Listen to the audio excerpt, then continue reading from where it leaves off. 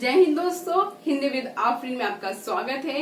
Hindi with Afreen में दोस्तों इससे पहले वाली क्लास में हमने करे थे लिंग वचन, आज हम कर रहे हैं कारक। दोस्तों इससे पहले हम जितनी भी चीजें कर चुके हैं, जितनी भी चीजें कर रहे हैं और आगे जितनी भी चीजें करेंगे हिंदी में, वो सारी ही एग्जाम के पॉइंट ऑफ व्यू से बहुत इम्पोर्टेंट है। उसमें से ये एक जो हमारा टॉपिक है, जो प्रकरण है कारक, ये भी बहुत इम्पोर्टेंट है और इसमें भी कई परीक्षाओं में क्वेश्चन पूछे जाते हैं। तो आइए दोस्तों हम जानते हैं कि ये जो कारक हैं ये क्या होते हैं तथा इनके कितने भेद होते हैं और इसको हम किस तरह से प्रयोग करते हैं। तो दोस्तों कारक को पढ़ने से पहले हम ये जाने कि कारक क्या होते हैं। तो कारक वह होते हैं जो वाक्य में जिन संज्ञा सर्वनाम का संबंध हमें वाक्य के दूसरे पद से या क्रिया से होने का पता चलता है, उन्हें हम कारक कहते हैं। इसको हम एक उदाहरण से समझते हैं। देखिए यहाँ पर मैंने एक उदाहरण लिखा है, माँ ने बच्चे को चम्मच से खीर खिलाई। और हमारे इसकी परिभाषा में क्या था, जब वाक्य में किसी संज्ञा सर्वनाम का संबंध हमें उसके अन्य पद से या क्रिया से मालूम होता है तो उसको हम कारक कहते हैं। अब यहाँ पर देखिए संज्ञा क्या क्या दे रखी है हमें। यहाँ पर हमें दिया है माँ, माँ क्या है, संज्ञा। बच्चे, बच्चे क्या है, संज्ञा। चम्मच क्या है, वस्तु है, तो क्या होती है वो, संज्ञा। अब देखिए माँ ने बच्चे को चम्मच से खीर खिलाई। अब देखिए ये जो खीर खिलाने का जो कार्य हो रहा है किसके द्वारा हो रहा है, माँ के द्वारा हो रहा है। यानी माँ क्या कर रही है, खीर खिलाने का कार्य कर रही है। तो जो माँ है वो हुई हमारी कर्ता। क्या हुई, कर्ता। इसी तरह से खीर किसको खिलाई जा रही है, खीर खिलाई जा रही है बच्चे को। यानी जो खीर खिलाने का जो प्रभाव है वो किस पे पड़ रहा है, वो पड़ रहा है बच्चे पर। तो बच्चा हुआ हमारा कर्म, यानी जो कार्य है, जिस कार्य का प्रभाव जिस पर पड़ता है उसको बोलते हैं हम कर्म। कार्य जो करता है उसको बोलते हैं कर्ता। अब देखिए बच्चे को जो खीर खिलाई जा रही है वो किसकी सहायता से खिलाई जा रही है, वो खिलाई जा रही है चम्मच की सहायता से।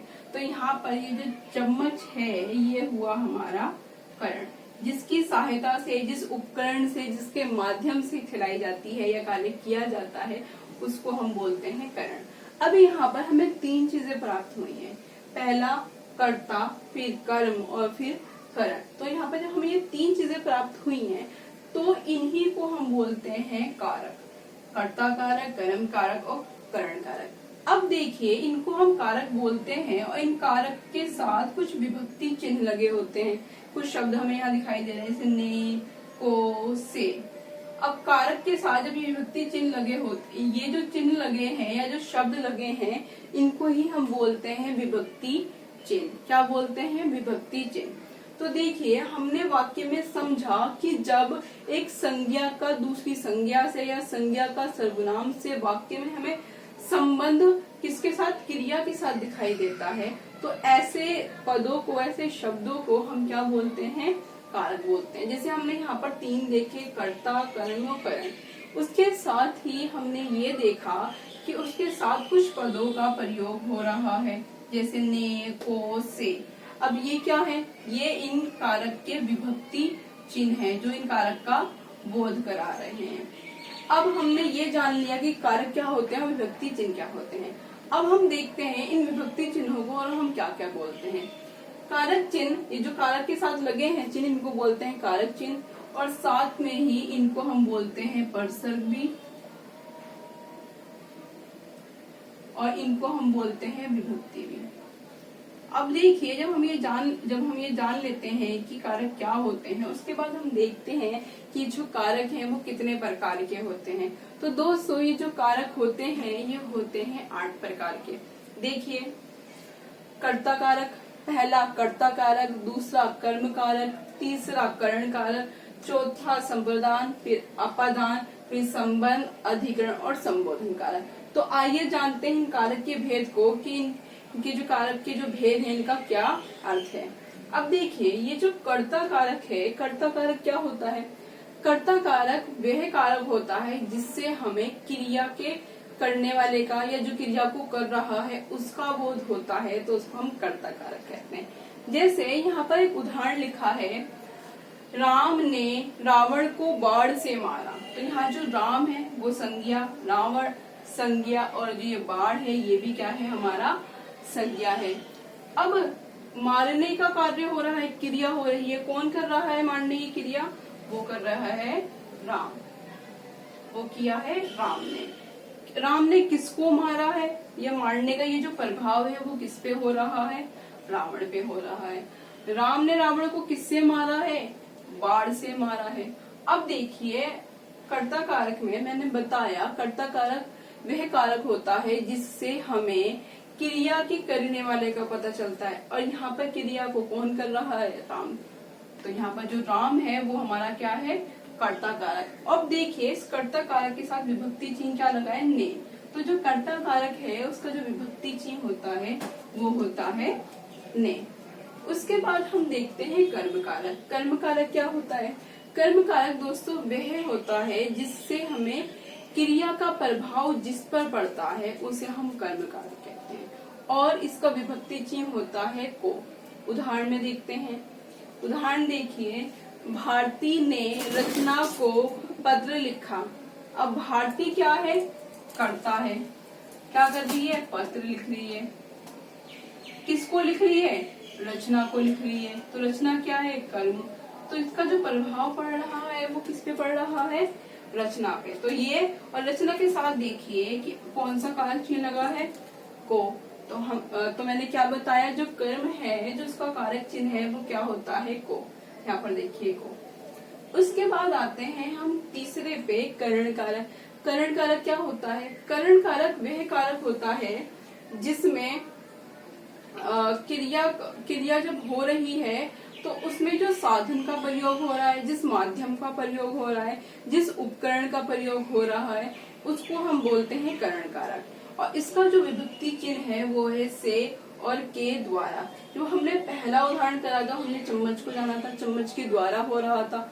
तब रावण को मारने का कार्य बाण के द्वारा हो रहा था, तब इसमें बाण करण कारक था। अब देखिए जो करण कारक का उदाहरण यहाँ पर दिया है उसको देखिए एक बार, सेब को चाकू से काटो। यहाँ पर क्रिया क्या हो रही है, काटने की, और किससे काटा जा रहा है, चाकू से काटा जा रहा है। तो चाकू हमारा क्या हुआ, करण कारक। इसके साथ विभक्ति चिन्ह देखिए क्या लगा है, से। इसी तरह से मैंने आपको बोला इसके दो कारक चिन्ह हैं, से और के द्वारा। ये हमने से का उदाहरण जाना, के द्वारा का देख लेते हैं। ये देखिए, ये है लिफाफा डाक के द्वारा आया। तो लिफाफा आने का कार्य हो रहा है, पर किसके द्वारा हो रहा है, डाक के द्वारा हो रहा है। यानी इसमें जो साधन या जो माध्यम है वो क्या है, हमारा डाक है, और जो विभक्ति चिन्ह है वो क्या है हमारा, वो है हमारा के द्वारा। इसके बाद जो चौथा है वो है हमारा संप्रदान कारक। अब संप्रदान कारक क्या होता है, संप्रदान कारक वह कारक होता है जिसमें क्रिया जिसके लिए की जा रही है, क्रिया जिसके लिए की जा रही है उसका बोध होता है, या जिसके लिए की जा रही है उसका बोध होता है। जैसे इसके दो कारक चिन्ह हैं, को और के लिए। अब देखिए क्रिया हो रही है यहाँ पर, भिखारी को खाना दो। तो खाना हम किसको दे रहे हैं, भिखारी को। और क्रिया किसके लिए हो रही है, देने की क्रिया किसके लिए हो रही है, भिखारी के लिए हो रही है। भिखारी के साथ कौन सा विभक्ति चिन्ह लगा है, उसके साथ विभक्ति चिन्ह लगा है को। इसी तरह से हम इसका दूसरा उदाहरण देखते हैं, उसने बहन के लिए अंगूर खरीदे। अब देखिए यहाँ पर भी क्रिया हो रही है, पर किसके लिए हो रही है, बहन के लिए। और इसका जो दूसरा विभक्ति चिन्ह है वो है के लिए। पहला है को, दूसरा है के लिए। अब यहाँ पर दोस्तों आप एक चीज देखिए, ये जो को विभक्ति चिन्ह है ये दो बार इसका प्रयोग हो चुका है। किसमें, एक हुआ है कर्म कारक में, दूसरा हुआ है संप्रदान कारक में। ये तो हमने देखा, पर अभी तो हम इतना ही समझ लेते हैं कि जब क्रिया का प्रभाव कर्म पे पड़ रहा है तो कर्म कारक है, और यहाँ पर संप्रदान कारक में किस प्रकार से को हमारा कारक चाहिए, इसको मैं समझाऊंगी आपको नीचे कि इन दोनों में क्या अंतर है। को का प्रयोग हो तो रहा है, पर दोनों कारक में क्या अंतर है वो हम इसको करने के बाद करेंगे। उसके बाद हम देखते हैं दोस्तों अपादान कारक। अब देखिए ये जो अपादान कारक है इसका जो कारक चिन्ह है वो है से। अब दोबारा ऊपर जाइए, दोबारा देखिए करण कारक का भी कारक चिन्ह क्या था से। ये भी इन दोनों में भी अंतर हम नीचे करेंगे। अभी हम ये जानते हैं कि जो अपादान कारक है वो क्या होता है।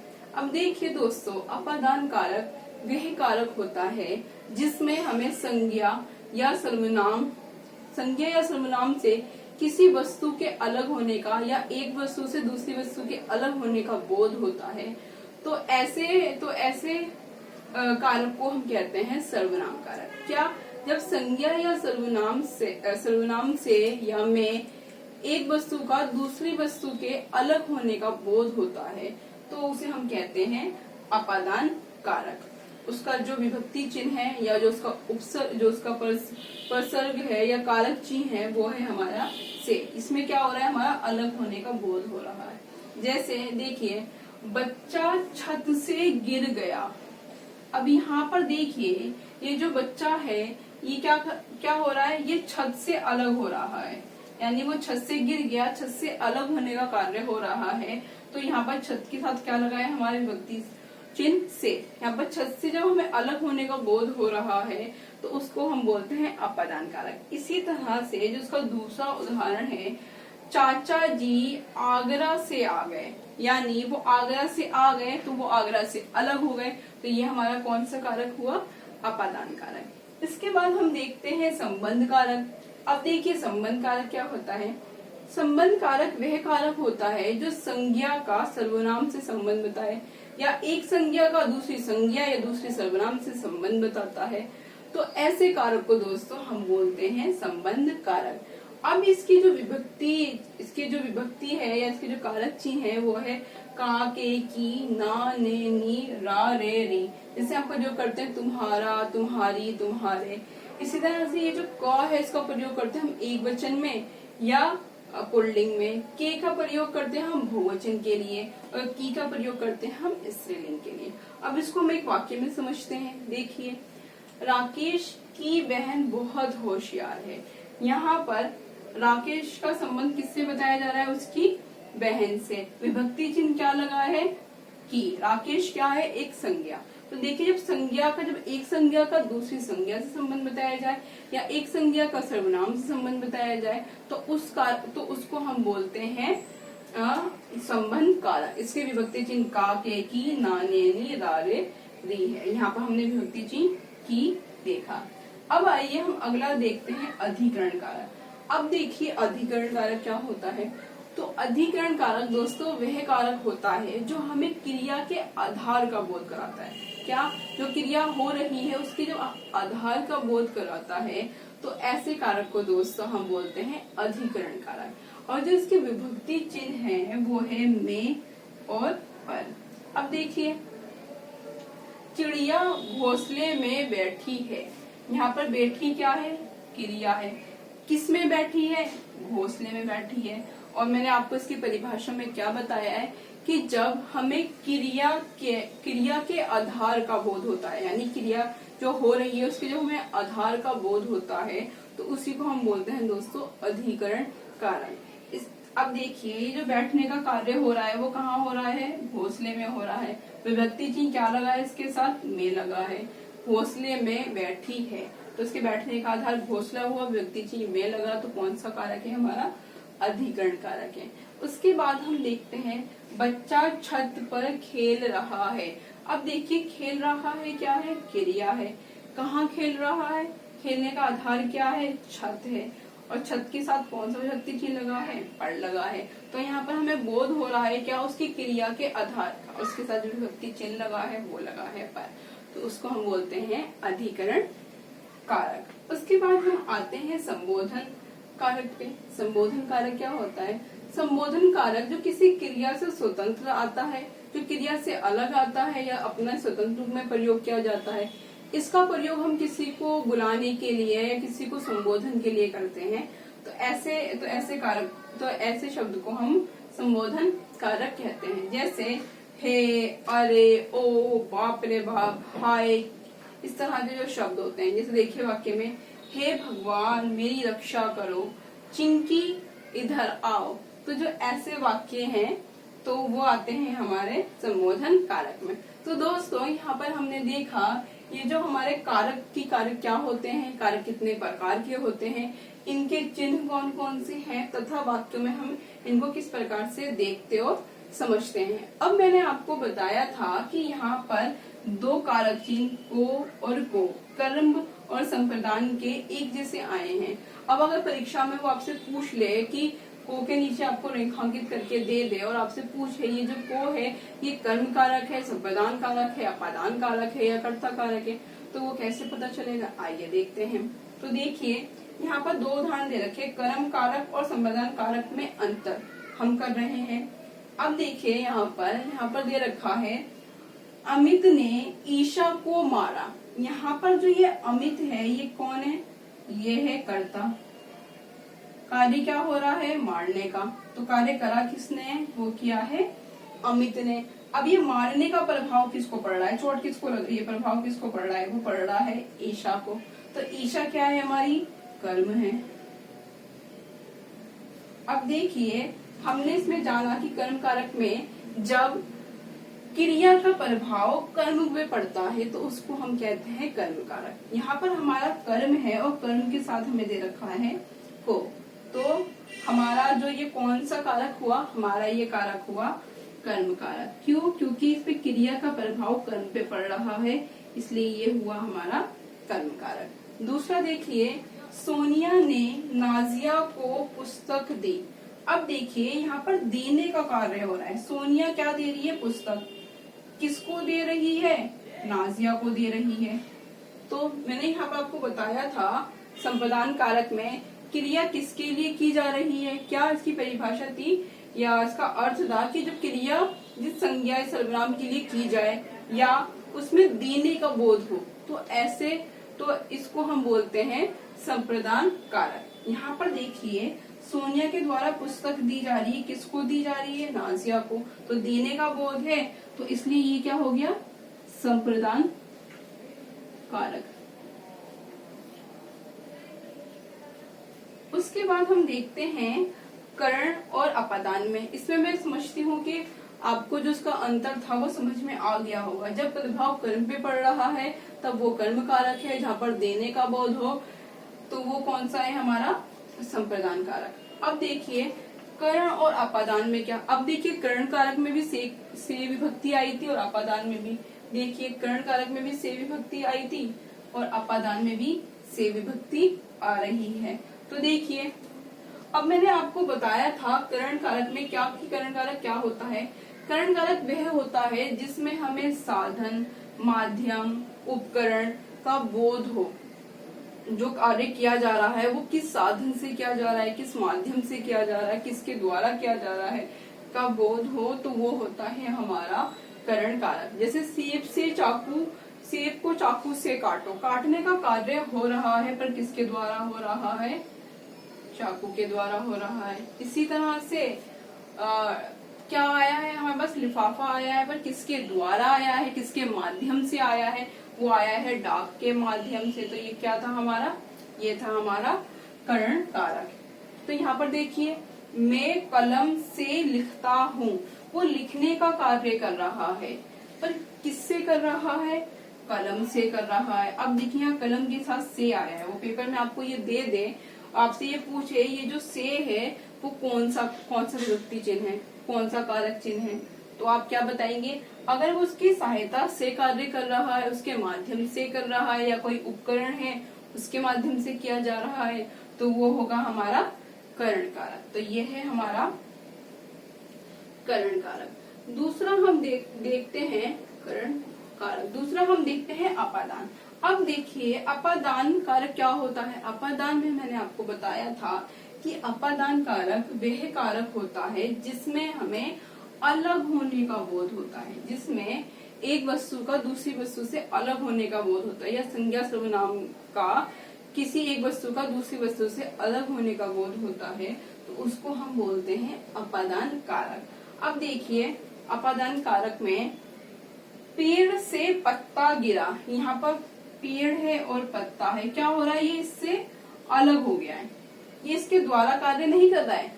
पेड़ पर कोई कार्य नहीं हो रहा है कि पेड़ से वो कोई कार्य कर रहा है, नहीं, पेड़ से कुछ वस्तु है जो अलग हो रही है, तो यहाँ पर हमें अलग होने का बोध हो रहा है, तो ये कौन सा कारक हुआ, ये हुआ अपादान कारक। ऐसे ही देखिए सोहन वृक्ष से आम तोड़ रहा है, तोड़ना क्या है, गिरा है, अलग हो रहा है, तोड़ना क्या है, तोड़ेगा वो तो भी वो अलग ही होगा। तो यहाँ पर भी वृक्ष से जो आम है वो तोड़ के क्या हो रहा है, अलग हो रहा है, तो जहाँ पर अलग होने का बोध हो वो कहलाता है हमारा अपादान कारक। तो ये हुआ हमारा अपादान कारक। तो इस तरह से दोस्तों आज हमने करे कारक, और कारक में हमने जाना कि जो कारक होते हैं वो क्या होते हैं, उसके कितने भेद होते हैं तथा उनके क्या कारक चिन्ह होते हैं, और हमने 4 कारक में उनके बीच अंतर को जाना। पहले हमने जाना करण कारक में संप्रदान कारक के बीच अंतर, फिर हमने जाना करण कारक और अपादान कारक के बीच अंतर। तो मैं उम्मीद करती हूँ दोस्तों कि आपको ये वीडियो पसंद आया होगा और आपके जो डाउट्स होंगे वो थोड़े बहुत दूर हुए होंगे। एक बार आप इसको देखिए फिर इसको पढ़िए तो डेफिनेटली वो जो आपके डाउट्स हैं वो दूर होंगे। अगर आपको हमारी वीडियो दोस्तों पसंद आ रही है तो इसको शेयर करिए, लाइक करिए और सब्सक्राइब करिए। आज के लिए इतना ही, अगली वीडियो हम लेके आएंगे सर्वनाम। बहुत बहुत शुक्रिया, धन्यवाद।